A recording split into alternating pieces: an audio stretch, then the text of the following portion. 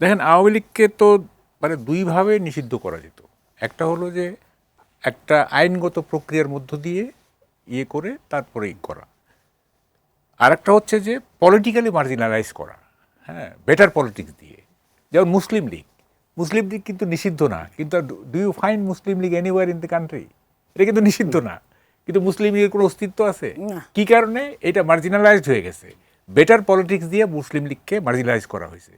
তা আপনি আওয়ামী লীগের চাইতে বেটার পলিটিক্স দিবেন না, আবার এটাকে এক্সিকিউটিভ অর্ডারে নিষিদ্ধ করে দিবেন, তো এটা তো কার্যকর হবে না। আপনাকে তো আওয়ামী লীগের চাইতে বেটার পলিটিক্স দিতে হবে, তাহলে আর নিষিদ্ধ করা লাগবে না, এমনি মার্জিনালাইজড হয়ে যাবে। সুতরাং এই যে এইসব না, এগুলি আমাদের মাথায় ধরে না আর কি। যাই হোক, দেখেন কেন আইন শৃঙ্খলা নিয়ে মিটিং করতে হবে? আমরা তো সেদিনই শুনলাম যে দেশের আইন শৃঙ্খলা পরিস্থিতি খুব ভালো। চিফ অ্যাডভাইজার বলে নাই এই সেদিন, না মানে 1-1.5-2 মাস হবে বোধ হয়, বলে নাই যে আইন শৃঙ্খলা পরিস্থিতি ভালো? তো কিসের মিটিং? আইন শৃঙ্খলা পরিস্থিতি ভালো হয় তাহলে আপনার আইন শৃঙ্খলা পরিস্থিতি মিটিংটার দরকারটা কি আমার বলেন তো? সরকার তো করতেই পারে, আইন শৃঙ্খলা পরিস্থিতিতে করতেই পারে। আচ্ছা, করতে পারে। এইটা বোঝা যাচ্ছে যে আইন শৃঙ্খলা পরিস্থিতি এত ডেরিওরেট করছে যে চিফ অ্যাডভাইজারের এই মিটিং করা ছাড়া কোনো উপায় ছিল না। যাই হোক, আমার কথা হচ্ছে যে কেন এসব বলেন? হ্যাঁ, যেসব কথার সাথে বাস্তবের কোনো মিল নাই, কেন বলেন আইন শৃঙ্খলা পরিস্থিতি ভালো? কেন বলেন 1,80,000 রোহিঙ্গা আগামী ঈদে মানে তার দেশে গিয়ে করবে? কেন বলেন প্রফেসর ইউনূসের চিঠির কারণে ট্যারিফ স্থগিত করছে ট্রাম্প? কেন বলেন অর্থনীতি খুব ভালো অবস্থায় আছে? কেন বলেন জনগণ চায় আমরা কন্টিনিউ করি? এগুলি কেন বলেন? এগুলি মানে এটা মানে একটা কথা বলতে গেলে তো মানুষের কাছে সেটা বিশ্বাসযোগ্য হইতে হবে, তাই না? জনগণ চায় এই সরকার কন্টিনিউ করুক, এটা কোন জনগণ? আপনি এটা কি কোনো ভোট হয়েছে, কোনো রেফারেন্ডাম হয়েছে? আমি নিজে বলতেছি, এখন আমি যদি বলি যে মাহবুব কামালকে এখন রাষ্ট্রপতি হিসেবে বাংলাদেশ চায়, এটা হবে? তাই না? হইতেও পারে, তো এখন সব সম্ভব। কথাটা হচ্ছে যে এই যে এইসব কথা বলছি না, আমরা নিজের কথাকে জনগণের কথা বলে চালাচ্ছি, এটা কিন্তু এটা কিন্তু একেবারে অন্যায়, এটা ঠিক না। হ্যাঁ, এবং দেখেন প্রেস সেক্রেটারি, এটা বাংলাদেশের রাজনৈতিক কালচার তো, নিজের কথা। হ্যাঁ আমি বলছি, প্রেস সেক্রেটারি যখন কথা বলেন তখন মনে হয় না যে দেশে কোনো সমস্যা আছে। হ্যাঁ, কোনো সমস্যা আছে, সব ঠিক, এবং মানে গত রেজিমের চাইতে ভালো হয়ে গেছে, অর্থনৈতিক কামব্যাক করে ফেলছে, আইন শৃঙ্খলার পরিস্থিতি ভালো, অমুক তমুক মানে বলে দিচ্ছেন আর কি। এই রোহিঙ্গারা 1,80,000 ঈদ করবে, কোরবানির ঈদ করবে মায়ানমার। একনল হ্যান্ড ওয়াশ 100% প্যারাবেন ফ্রি, তাই নিরাপদ হাতের জন্য আস্থা রাখুন একনলে। মারে গিয়ে মানে দেখেন এইটা, মানে এইসব কথা বলে এখন হয়েছেটা কি জানেন? মানে বাংলাদেশে মানে এটা তো ইউরোপ আমেরিকা না। ইউরোপ আমেরিকা কি হয়, আপনি একটা ফাউল কথা বলবেন আপনার রেটিং কমবে, আপনার ভোট কমবে। আপনি একটা ভালো কথা বলবেন আপনার রেটিং বাড়বে, হ্যাঁ, আপনার ভোট বাড়বে, আপনার জনপ্রিয়তা বাড়বে। এইখানে তো জনপ্রিয়তার কোনো ব্যাপার নাই। হ্যাঁ, জনপ্রিয় কে আমাকে মানলো না মানলো, কে আমি জনপ্রিয় কি জনপ্রিয় না, এটা কোনো ব্যাপার না।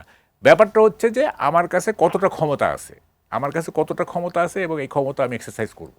সুতরাং পপুলারিটি বলেন, জনগণের আস্থা বলেন, এগুলি তো কেউ ধার ধারে না, কেউই ধার ধারে না।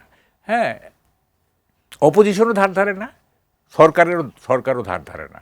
সবাই হচ্ছে শক্তির মহড়া দেখিয়ে শক্তির মানে বেশি শক্তি দিয়ে অল্প দুর্বলকে মানে অধীনস্থ করে রাখা, এই হচ্ছে বাংলাদেশের পলিটিক্স। এবং এইটা করতে গিয়ে দেশ আজকে কোথায় চলে গেছে আপনি দেখেন কোথায় চলে গেছে। এইটা কি এই গভর্নমেন্ট কাভার দিতে পারবে? আমার তো মনে হয় না। আমার মনে হয় না যে ললেসনেস চলতেছে, এবং একটা তো ধরেন যে আবু সাইদ একটা জিনিস মানে শিখায় গেছে, হ্যাঁ, সেটা হচ্ছে যে মানে বুক চিতিয়ে দাঁড়ায় গেলেই বাস হয়ে গেলাম।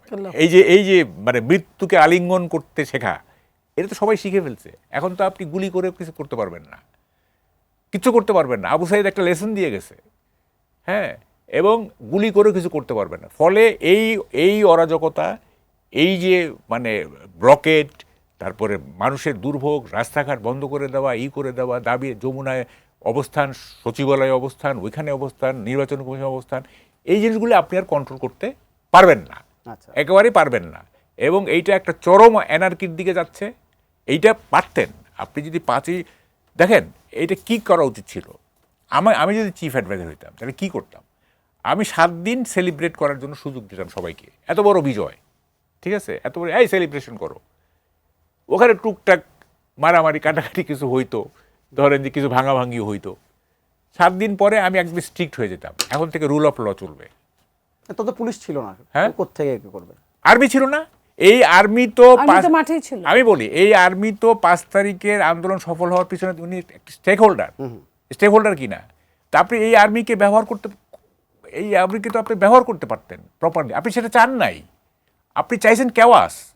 হ্যাঁ, তো ফলে আপনি এটা ব্যবহার করেন নাই। হ্যাঁ, ব্যবহার করেন নাই, ফলে পুলিশও মরাল ভেঙে গেছে, পুলিশ ইনঅ্যাক্টিভ হয়ে গেছে।